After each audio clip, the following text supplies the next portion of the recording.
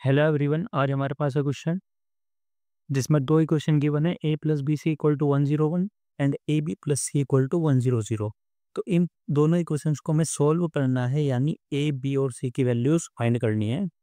तो इसके सोल्यूशन में हम सबसे पहले इन दोनों इक्वेशंस को नाम दे देंगे। a plus B C equal to 101 को हम इक्वेशन नंबर 1 एज्यूम कर लेंगे और a B plus C equal to 100 को इक्वेशन नंबर 2। तो अगर हम सब्ट्रैक्ट करें ऑन सब्ट्रैक्ट करने पे क्या होगा, ये जो नीचे वाली इक्वेशन है इसके साइन चेंज हो जाएंगे, क्योंकि ये इसके सामने कुछ नहीं है, यानी ये पॉजिटिव था तो अभी हो जाएगा नेगेटिव, ये पॉजिटिव था ये हो जाएगा नेगेटिव, ये भी पॉजिटिव था तो ये भी हो जाएगा नेगेटिव। तो ए में से ए बी माइनस होगा, A minus A B plus B C में से सी माइनस होगा इक्वल टू 101 में से 100 माइनस होगा।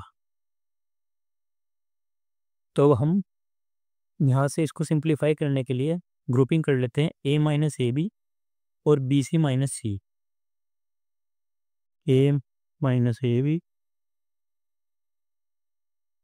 Plus B c minus C equal to 101 में से 100 माइनस हो गया तो 1 बचा। तो अगर हम यहाँ पे देखते हैं, यहाँ से ए कॉमन आ सकता है इन दोनों में से, तो ए कॉमन कर लिया तो यहाँ पे बचा कुछ भी नहीं, कुछ भी नहीं का मतलब 1 बचा, माइनस यहाँ पे क्या बचा सिर्फ बी। ठीक है, तो अब हम यहाँ से 1 माइनस बी अगर हमारे फर्स्ट ब्रैकेट में आया है तो सेकंड ब्रैकेट में भी 1 माइनस बी आ जाए। इस तरीके से हमें सी को कॉमन करना है। तो अगर हम सी पॉजिटिव करेंगे कॉमन तो यहाँ पे बी प्लस आएगा और 1 आएगा नेगेटिव, उल्टा हो जाएगा। तो हम सी को नेगेटिव कॉमन करेंगे। अगर सी माइनस करेंगे तो ये पहले पॉजिटिव था माइनस हो जाएगा, तो माइनस बी को बी आएगा अंदर, और यहाँ से माइनस सी कॉमन कर दिया तो बचेगा +1 इक्वल टू 1। ये भी 1 माइनस बी है, ये भी 1 माइनस बी है, सिर्फ इनका ऑर्डर चेंज हो रहा है। तो 1 माइनस बी कॉमन कर लेंगे, यहाँ पे बचा A minus C equal to 1। तो अब हमारे पास इक्वेशन आई 1 minus B into A minus C equal to 1, यानी दो नंबर एक ही हैं और एक ही हैं जिनको मल्टीप्लाई करने पे 1 आ रहा है। तो ऐसे क्या पॉसिबिलिटी है जिससे कि ये पॉसिबल हो,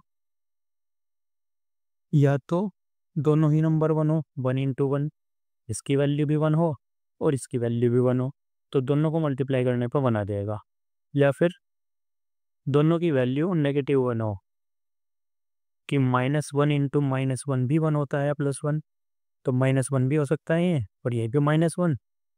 तो ये दो पॉसिबिलिटी है। तो इन दोनों को हम केस 1 केस 2 करके देखते हैं क्या क्या वैल्यू रहेंगी। केस 1, जब दोनों 1 हो, यानी 1 माइनस बी की वैल्यू भी 1 हो और ए माइनस सी की वैल्यू भी 1 हो।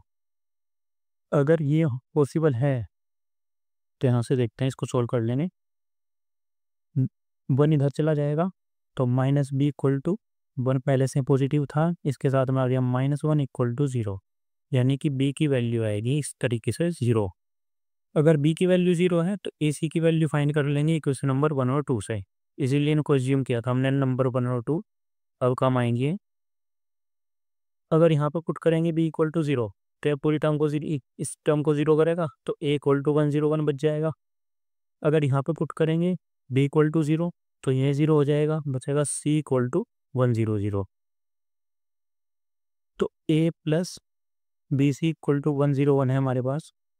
यहाँ पे हमने कर दिया बी की जगह पे 0, तो पूरा 0 हो गया, तो ए इक्वल टू बचा 101।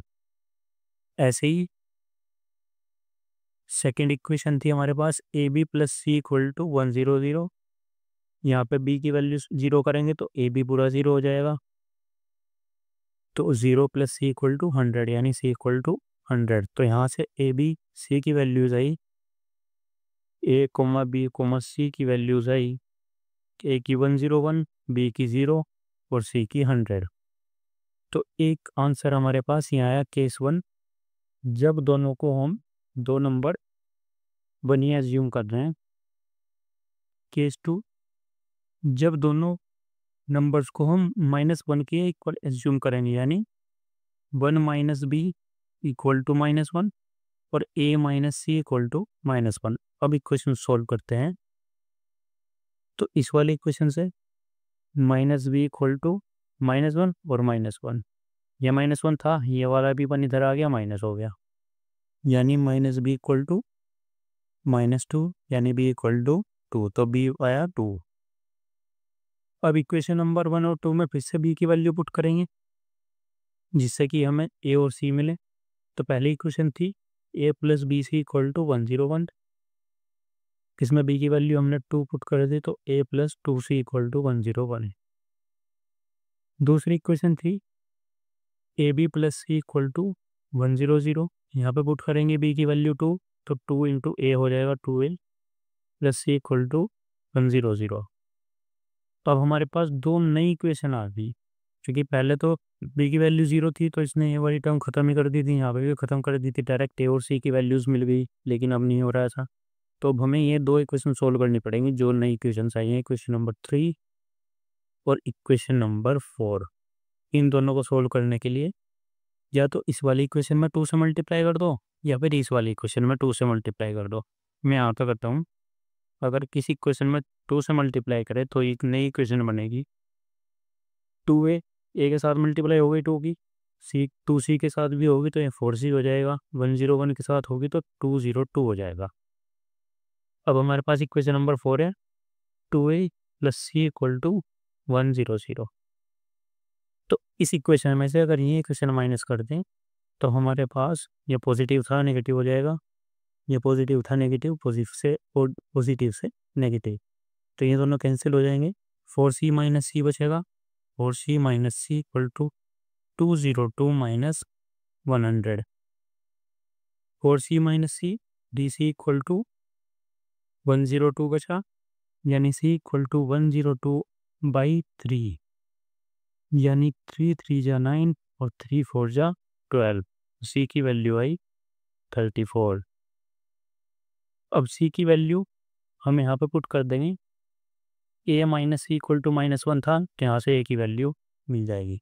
तो ए माइनस सी इक्वल टू -1 में अगर हम पुट करते हैं तो ए माइनस 34 माइनस 1 इक्वल टू -1, यानी ई इक्वल टू -1 प्लस 34, इधर आ गया तो प्लस हो गया, यानी ए इक्वल टू 33।